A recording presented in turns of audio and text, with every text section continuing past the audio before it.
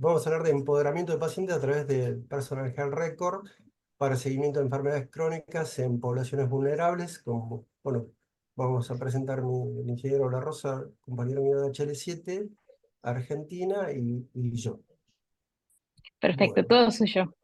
bueno, perfecto. Vamos a ver.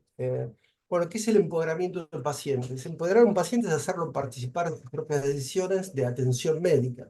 Un paciente activo, empoderado, tiene la capacidad de resolver problemas y tiene una adherencia al tratamiento mucho mayor que un paciente no empoderado. Por eso se busca, sobre todo para enfermedades crónicas, en donde se requiere que el paciente haga control, reporte datos y tenga una participación más activa para buscar eficacia del tratamiento, empoderar al paciente a través de un registro electrónico, sobre todo en poblaciones donde no tienen acceso fácil a la salud, como es el caso del Impenetral del Chaqueño, que es donde trabajamos nosotros, o el norte de Santiago del Estero. La importancia del monitoreo de enfermedades crónicas como la diabetes y la hipertensión arterial requiere muchas veces de tener valores diarios, que estos pueden ser monitoreados por algoritmos o por inteligencia artificial y dar alerta al médico tratante en el caso de que haya algo que llame la atención. ¿Qué es la historia clínica personal del paciente? Es una herramienta que permite gestionar la información sanitaria al propio paciente. No es exactamente la historia clínica electrónica, si bien tiene vinculación e interoperabilidad con distintas historias clínicas electrónicas. La idea es que el paciente tenga un control sobre la medicación y actualización de la medicación que recibe, acceso a la historia clínica o a las diferentes historias clínicas en donde se está atendiendo y poder tener los resultados de laboratorios y estudios complementarios en una misma plataforma. ¿Qué ejemplos de PHR hay? MyChart, Google Health, Apple Health y Microsoft Vault, dentro de los más conocidos, pero hay también un montón de aplicaciones ad-hoc que interoperan con historias clínicas electrónicas para que el paciente pueda manejar, o portales del paciente que permiten esta gestión. Esa es básicamente la diferencia. La historia clínica electrónica es gestionada por personal sanitario de salud y la historia clínica personal es gestionada por el propio paciente. Bien, ¿por qué son las enfermedades crónicas en poblaciones vulnerables? Las poblaciones vulnerables son poblaciones económicamente desfavorecidas, ancianos, minorías étnicas, poblaciones rurales o que están en áreas selváticas de muy poco acceso a instituciones de salud. Y los desafíos que se enfrentan son falta de acceso a la atención sanitaria, problemas de transporte, baja alfabetización. Aunque a ustedes les parezca mentira, en la Argentina hay muchas poblaciones que no hablan español todavía, o sea, es muy difícil darse cuenta desde Buenos Aires, pero cuando uno va a zonas como el Impenetrable Chaqueño, hay gente que habla wichi o otro idioma, y necesitas un traductor para poderte comunicar en el idioma oficial de Argentina. Y las tasas de complicaciones, las de enfermedades crónicas de los pacientes no controlados, son mucho más altas que las que no. Por eso tiene una alta importancia la mortalidad, el control y la asistencia sanitaria y seguimiento de estos pacientes. Estas son estadísticas de distintas fuentes que muestran la adherencia terapéutica de acuerdo al grupo etario. De acuerdo al grupo etario, y yo ahí les muestro 3 citas, pero hay bastante coincidencia en todas las fuentes, tanto en las fuentes que controlan una enfermedad particular, como es el caso del asma, o no, o en general, en que los grupos etarios de mayor edad tienen mayor adherencia terapéutica que los grupos más jóvenes, con lo cual los grupos más jóvenes son los que tienen más riesgo a no seguir un tratamiento tal cual como se los prescribe el médico. Otro de los problemas que también se planteó es el acceso a la tecnología. Si bien, bueno, en la base de datos que nosotros tenemos, que es más o menos 20.000 pacientes de zonas vulnerables desde nuestro país, de la zona del norte de Santiago y del Chaco, el 81% tiene acceso a un celular. Esto no significa que sea el celular de él, o por ahí es un celular de grupo familiar, no tienen la misma relación que tenemos en Buenos Aires con esta tecnología, pero se puede uno contactar, puede remitir información y se le puede instalar una aplicación en su celular, aunque sea sincrónica, porque no siempre tienen conectividad a Internet y demás, pero bueno, existe una masa crítica importante que tiene celulares. ¿Cuál es el rol del PHR en el empoderamiento de pacientes? Básicamente el beneficio del acceso a la información, que el paciente gerencie su propia enfermedad, obviamente guiado por el médico y el personal de salud, o a veces los agentes sanitarios, porque no siempre pueden los médicos estar permanentemente en esos lugares, y hace que esta autogestión y remitir valores, por ejemplo, de la glucemia en forma diaria, y si esos valores, parámetros de signos vitales como la temperatura, presión arterial, frecuencia respiratoria, están dentro de límites normales, sean analizados por aplicaciones y que si esto sale de los rangos normales puedan mandarse alerta para que el médico actuante o el médico a cargo pueda a través de un agente sanitario que yo contactar al paciente y poder hacer alguna intervención de tipo médico. ¿Cómo hacen los HR para mejorar el seguimiento de pacientes de enfermedades crónicas? Básicamente mediante el monitoreo, sobre todo estamos hablando de pacientes diabéticos, la tasa de diabéticos es muy alta en el norte de nuestro país, la alimentación es bastante mala, hay mucha obesidad, hay mucha hipertensión arterial, además de Chagas y otras enfermedades propias de la región. Pero bueno, el reconocimiento de que si está tomando la medicación o si le falta medicación y poder hacer llegar por alguna vía, poder referir análisis de laboratorio o controles que se hace el propio paciente con sus glucómetros o tensiómetros puedan ser almacenados en un mismo lugar y analizados. Los planes de atención médica personalizados y los motores de alerta y los algoritmos de inteligencia artificial que cada vez están más disponibles para las aplicaciones hacen que se pueda mejorar mucho la atención médica y también reduce la cantidad de consultas o visitas al hospital innecesarias. O sea, muchas veces una intervención o una guía a tiempo de un médico en forma de telemedicina o teleconsulta puede hacer una intervención efectiva sin necesidad que haya una visita frecuente al médico. ¿Cuáles son las barreras que nosotros encontramos para este tipo de implementación? Bueno, la brecha digital, o sea, sabemos que el acceso a Internet es limitado. De hecho, cuando nosotros vamos al norte, llevamos una antena parabólica satelital para tener conectividad, nosotros los propios médicos que vamos, y para poder tener nuestra historia clínica electrónica en terreno. Y bueno, si nosotros tenemos que hacer toda esa movida para tener conectividad, imagínense la gente local, o sea que si nosotros pensamos que el acceso permanente o conectividad online permanente es tal vez una utopía en la mayoría de los lugares, pero se puede hacer en forma sincrónica, se puede encontrar siempre la vuelta, pero el hecho de la barrera digital es un problema importante. Las barreras culturales y idiomáticas, yo le dije muchas veces, yo estoy atendiendo poblaciones y le digo, sácate la camisa que te voy a revisar y necesito un traductor wichi que le diga lo que yo quiero decirle al paciente. O sea que tenemos barreras idiomáticas y culturales que hacen difícil, digamos, o particular la implementación de estos tipos de este tipo de aplicaciones, pero esto se puede subsidiar mediante los agentes sanitarios, maestros de los colegios que son los maestros en esas zonas tienen una participación y un rol muy importante en el cuidado de la sociedad y son muchas veces los que detectan problemas no solo en sus propios alumnos, sino en los grupos familiares y los reportan a los médicos o los agentes sanitarios. La alfabetización es un problema también, pero la solución tal vez a través de interfaces intuitivas y que puedan ser eh, ayornadas al lenguaje y a la comprensión local de esas poblaciones y poder manejarse en varios idiomas, hacen que se pueda franquear la barrera que tiene que ver con la alfabetización.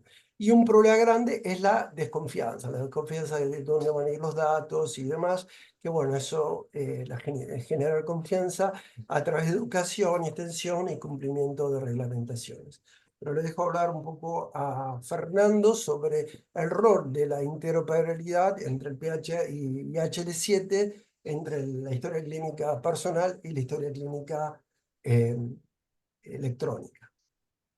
Bueno, muchas gracias, Mandy. ¿Me están escuchando bien? Sí. Perfecto, yo Eh, por lo menos.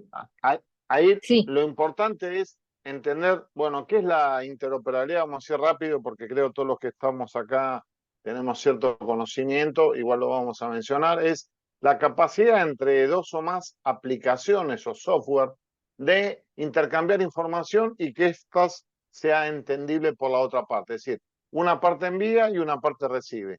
Pero tiene que saber y ponerse de acuerdo antes de empezar a interoperar qué es lo que se envía. ¿Qué estoy enviando? ¿Una receta? ¿Un dato del paciente? ¿Un encuentro? ¿Una evolución? ¿Una epicrisis? Entonces hay que definir la parte semántica, es decir, qué se envía.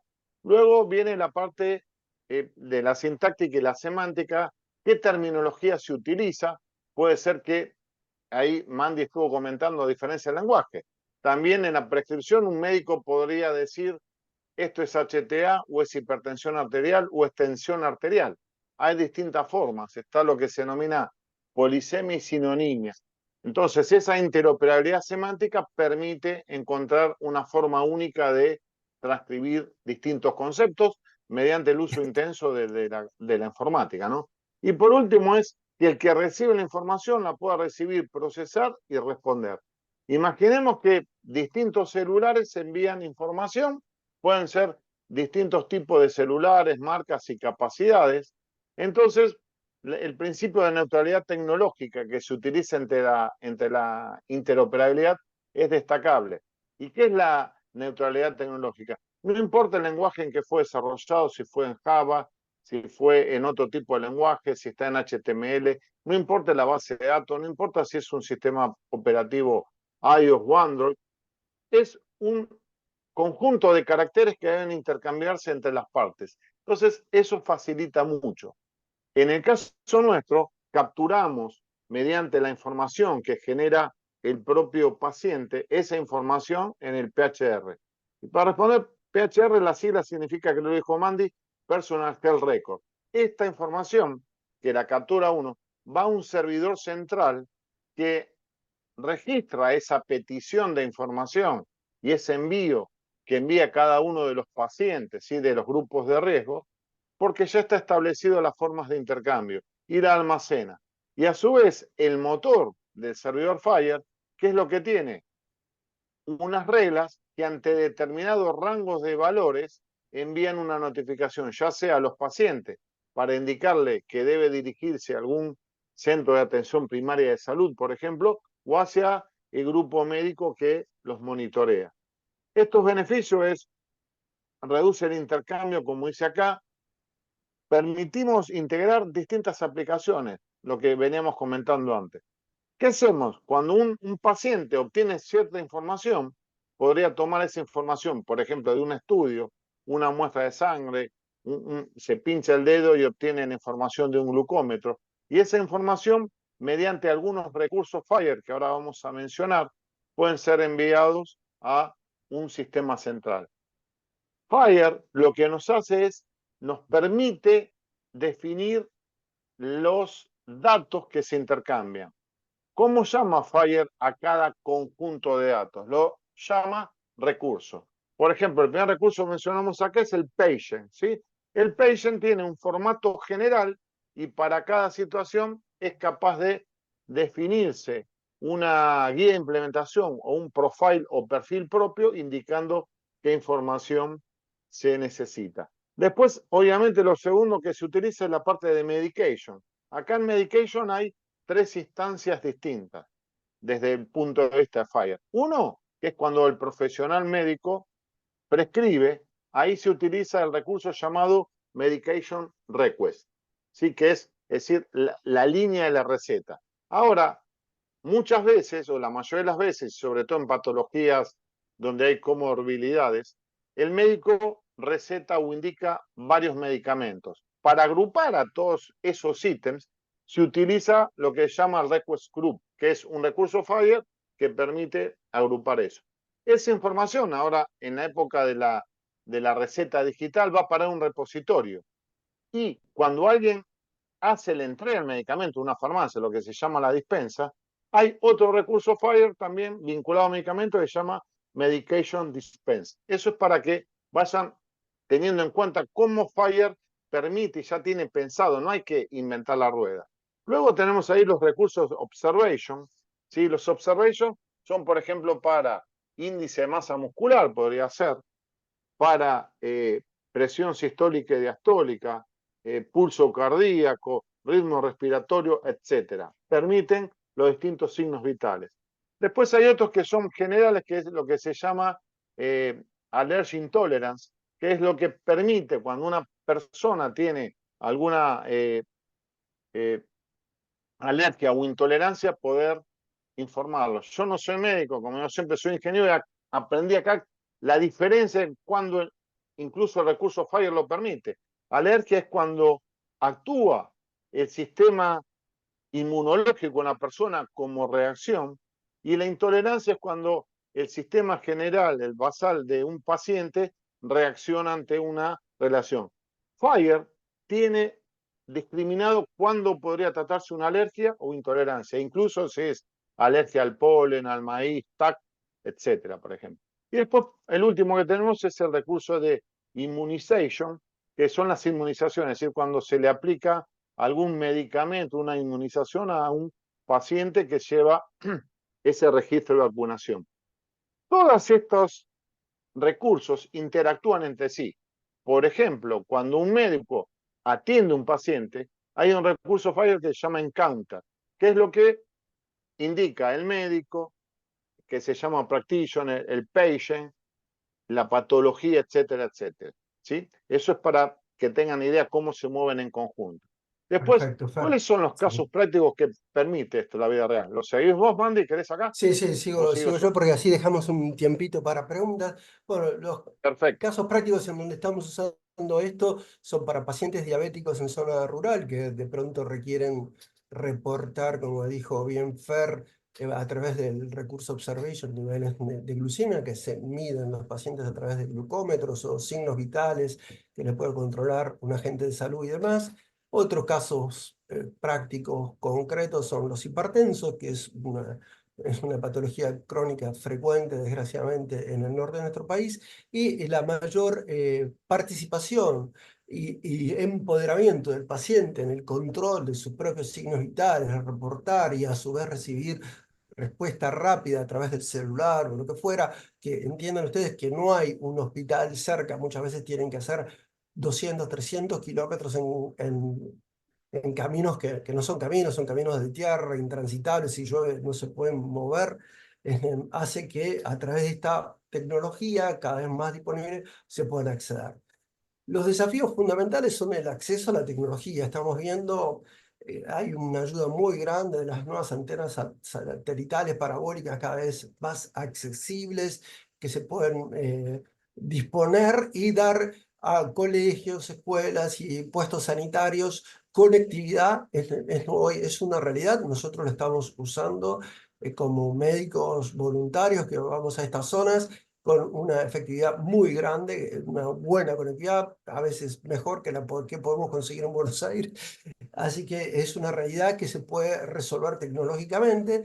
Bueno, el otro tema de la privacidad de datos, eso por un lado hay regulaciones a nivel del gobierno y por otro lado también a través de información y confiabilidad para que los pacientes se sientan seguros de que su información está siendo protegida.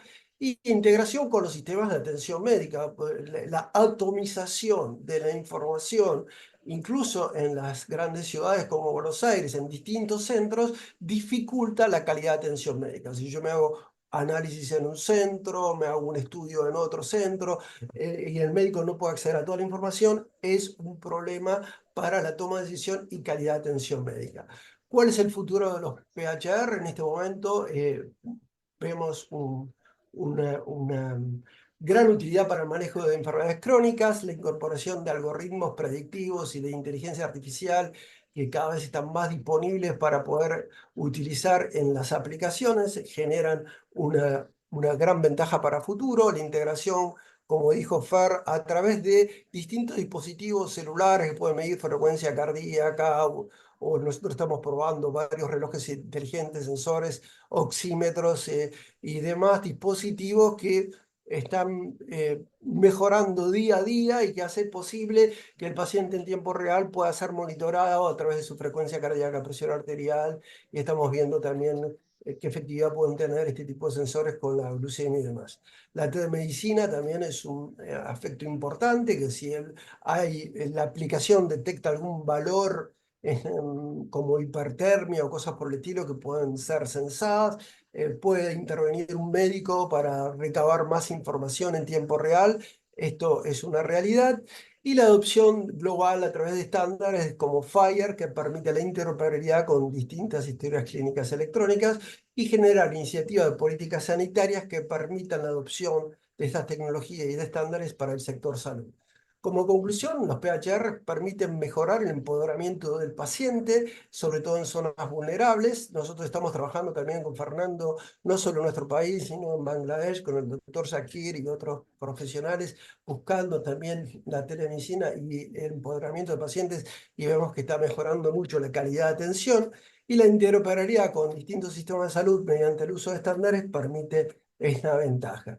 Como acciones que se pueden tomar, alentar a los proveedores de atención médica a promover el uso de la historia clínica personal y de aplicaciones para que puedan ser utilizadas, alentar a las organizaciones y atención médicas que incorporen estándares como FHIR para que permitan por medio del servicio web o lo que fuera, intercambiar información con la historia clínica personal, así distintas fuentes pueden alimentar a la historia clínica personal del paciente, y la adopción generalizada de estándar va a mejorar y evitar los silos que dijimos, estos silos donde hay información atomizada que no permite que el médico la pueda analizar. Esto es de alto riesgo y mejora la calidad médica si nosotros podemos saltar ese silo. Por acá les dejamos algunas citas bibliográficas y obviamente nos abrimos a preguntas y estamos a disposición para lo que quieran preguntar.